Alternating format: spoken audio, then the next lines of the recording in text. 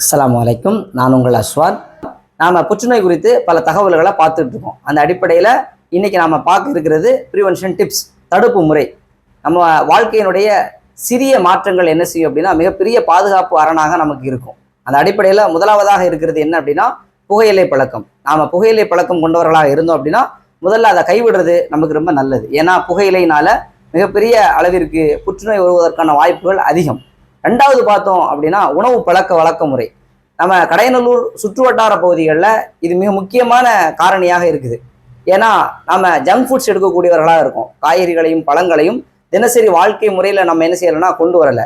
அப்போ அடுத்த சந்ததிக்கு நம்ம என்ன செய்யணும் அப்படின்னா காய்கறியும் பழங்களையும் கொடுத்து வளர்க்கக்கூடிய மக்களாக இருந்தோம் அப்படின்னா அடுத்த சந்ததி இது போன்ற நோய்களுக்கு ஆளாகாமல் நம்ம பாதுகாத்து கொள்ளலாம். மூணாவது பார்த்தோம் அப்படின்னா தினசரி உடற்பயிற்சி.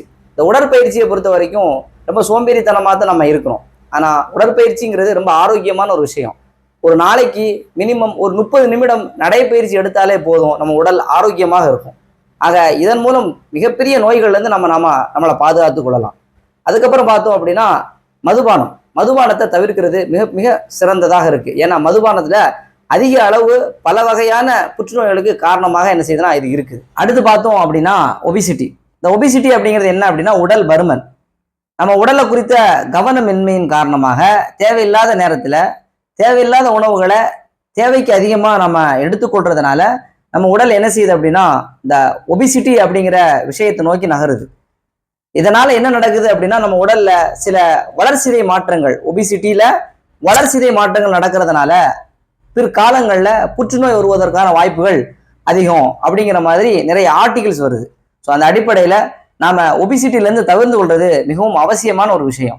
அடுத்து பார்த்தோம் அப்படின்னா இந்த மாதிரியான நோய்கள் இருக்கக்கூடியவங்க நோய்கள் வராமல் இருக்கிறதுக்கு ஹெச்பிவி, ஹெப்படைட்டிஸ் அப்படிங்கிற வேக்சின்ஸ் என்ன செய்யுதுன்னா இருக்குது. அதை நம்ம போடுறதுனால நம்ம குழந்தைகளுக்கு இது போன்ற புற்றுநோய் வராமல் தடுக்கலாம் அப்படிங்கிற மாதிரி WHO என்ன செய்யுதுன்னா நமக்கு அறிவுறுத்துது. இது போன்ற விஷயங்களை நாம் என்ன செய்யணும்னா செய்கிறதுனால புற்றுநோய் போன்ற மிகப்பெரிய நோய்கள்லேருந்து நம்ம என்ன செய்யலாம், பாதுகாத்து கொள்ளலாம். ரெகுலராக நம்ம என்ன செய்யணும், ஒரு வயதுக்கு மேலே போயிருச்சு அப்படின்னா நம்ம ரெகுலராக ஸ்க்ரீனிங் டெஸ்ட் பண்ணுறதன் மூலமாக புற்றுநோய் இருக்கிறதையும் கண்டுபிடிச்சு அதிலிருந்து நம்மளை தற்காத்தும் கொள்ளலாம். ஸோ இது போன்ற ஆரோக்கியமான விழிப்புணர்வு தகவல்களுக்கு எங்கள் யூடியூப் சேனலை சப்ஸ்கிரைப் செய்யுங்க, லைக் பண்ணுங்கள், ஷேர் பண்ணுங்கள். இந்த தகவல்களை மற்றவர்களுக்கு என்ன செய்யுங்க, பரப்புங்க. தேங்க்யூ ஃபார் வாட்சிங். ஜஸாக்கல்லாஹ் ஹைரன்.